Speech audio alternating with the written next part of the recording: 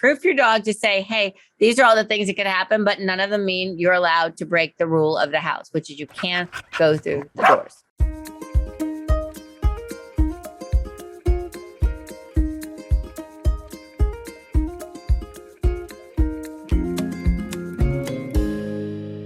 Hey everyone, welcome to another episode of Dog Sense. I'm your host, Kathy Santo, and I am joined by my co-host, all the way in Colorado, Sarah.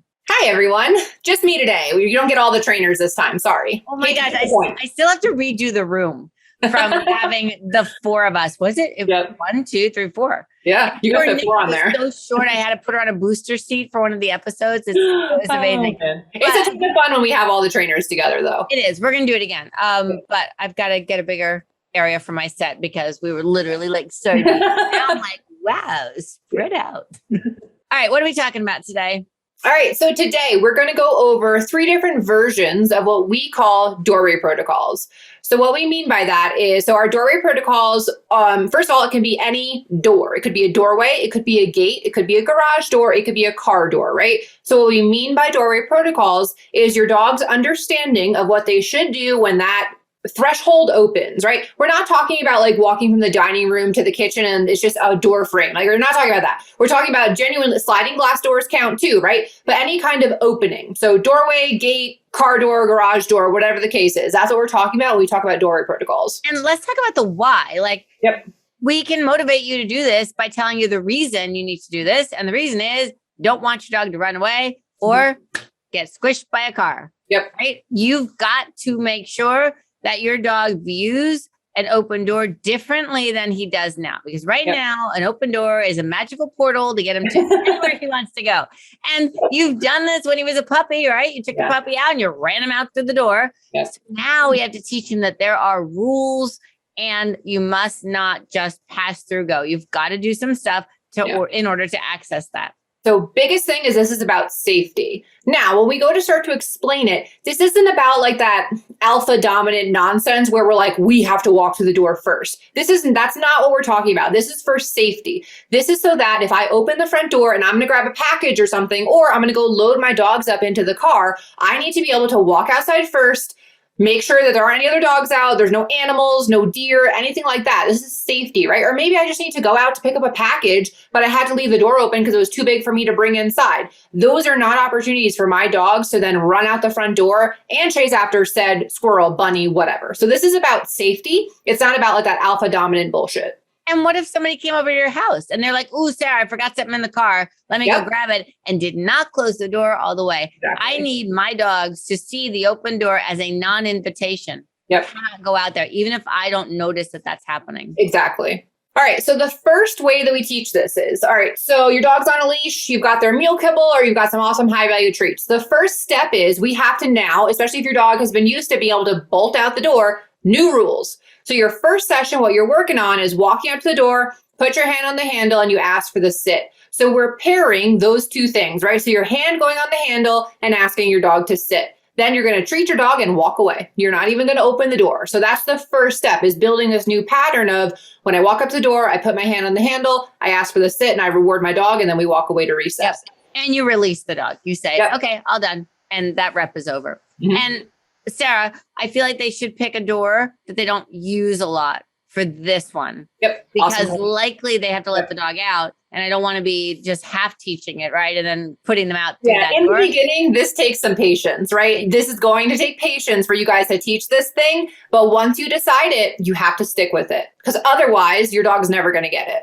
And I feel like when they show the dog they have food in their hand and they move their hand to the handle, it's up, right? So the dog goes, ooh, food, so I should just drop my butt. So I think they're going to get it, but they do have to be patient about it because the dog has a different idea about a door. He's like, hey, I'm here. Let me out. Let's go. Yep, exactly. Yeah, they're used to doing pushy behaviors, jumping on the door, scratching at it, barking at it, right? So again, if you're okay with those being your cues that your dog has to go to the bathroom, fine. But even if they do that cue, I'm then going to look for some impulse control and like look for some control there. So now what you're looking for is you've been practicing this for like a couple weeks, depending on how quickly your dog picks up on this stuff. Now, when you walk up to that door, when you put your hand on the handle, the dog's almost automatically dropping into that sit. That's what we want to see.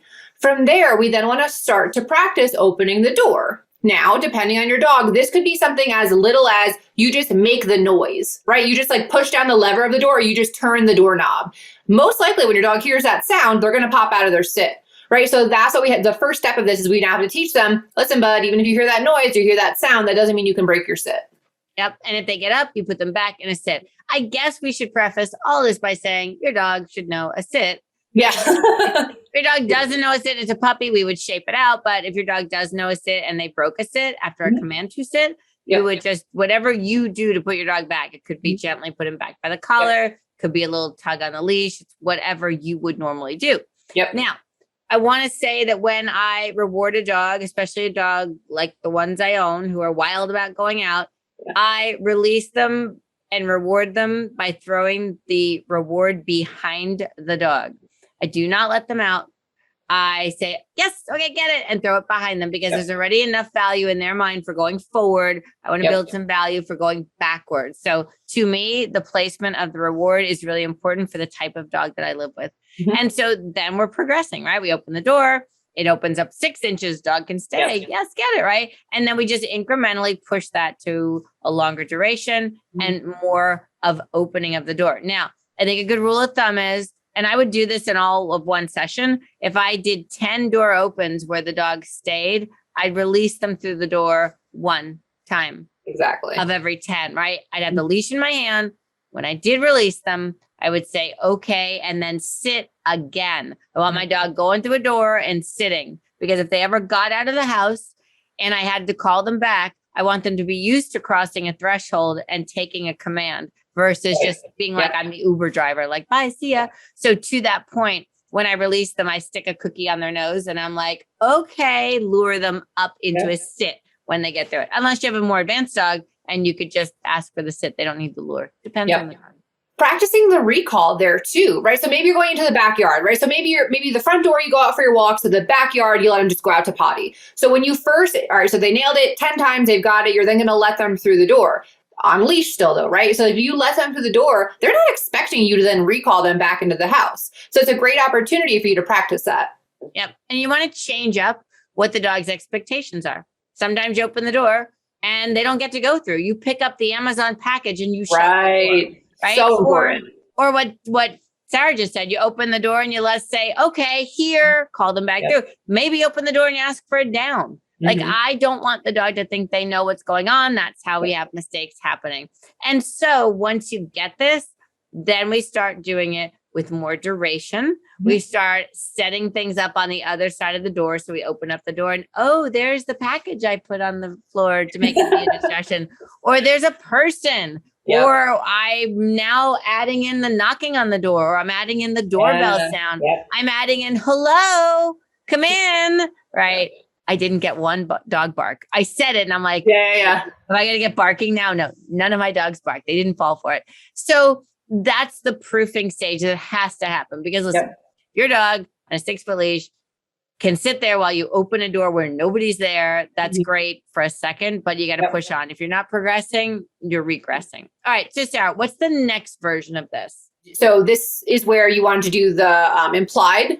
Okay. Right. So for the implied one, so basically what we're looking for now. So we've practiced all of this. Awesome. They've got it. Now we want to see if this has now turned into a pattern of behavior, meaning you can walk up to a variety of doors in your home. You put your hand on the handle and they automatically pop into that sit. Then when you go to open the door, if they popped into the sit, great. If you open that door and they start to try to go for it, the correction there, the only communication you're then giving back to your dog is you close the door and then you put your hand back on the handle and you wait. There are no verbals in this. On a finished doorway protocol, I don't say a single word. I walk up to the door, put my hand on the handle, my dogs drop into a sit, I open the door, I walk outside, I see what's going on. I can then turn back and release them. But there are no verbals on this. And if they did try to break the plane of the door, I would simply close it, walk back, close the door, put my hand on the handle, and wait and reset it so that the dog learns you are never going to be able to run out that door unless I tell you okay. Your release, the only way you have permission to go through this magical threshold is if I tell you okay, or whatever your release cue is. And I'd like to point out that even though Sarah has high-level dogs, as do I, we are constantly testing their understanding. So once they learn it, we're not always just opening a door and letting them come through. Or sometimes just asking to lie down. We're not letting them out at all, or we're letting them out and making them go back in, which is something that happens a lot. And that happens unexpectedly. Like, I tried to check. There's always deer in my neighborhood, right? And like, I trust my dogs not to chase them, but I'm not tempting fate. So if I go out there and I say there's no deer, right? But then so I turn back, maybe I have to grab my keys or something. And then I release them and bam, 6 deer out of nowhere, and I have to recall them back into the house. So emergencies happen. You have to practice this stuff before the real thing happens. Otherwise, it's going to be very difficult to be successful when that real world distraction happens. And when Sarah says when you go to any door, she doesn't mean the bathroom door. She doesn't mean your closet door, right? Doors that lead outside, including the door of your car, the gate in the yard. The car is a huge one. The car is a huge one, and no one practices this stuff. And then they always...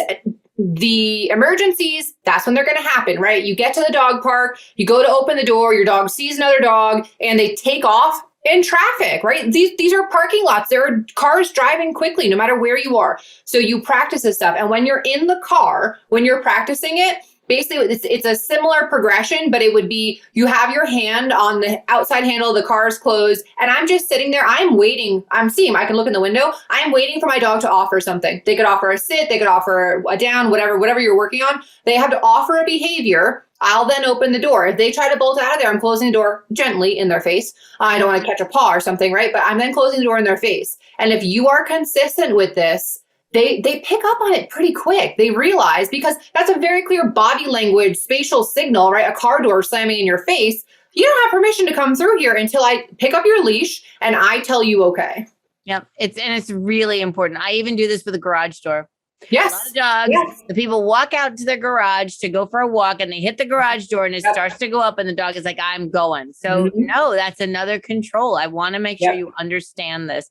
So the way you get to this is practice. Now, all of this is cued and it's all you being aware that your dog is there, which leads us to the third type, which is doorway bump.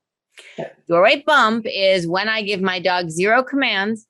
I pretend I do not know the dog is there, as can happen. So I can't tell you how many times we've had students thought the dog was upstairs in the crate or in the yard, and actually it was in the other room. And they opened the door to get the package and the dog flew out the door. Or somebody came to the house and went, "Ooh, I got to go back to my car." Didn't know the dog was out, left it open, dog got out. And let me tell you, those events are terrifying. So what I do, have the dog on a long leash, but I'm not letting them know I have it. And it's probably up my elbows. You know what I mean? Like over my wrist. So I have my hands free and I walk towards the door and I'm like, "Oh, coming, just a minute."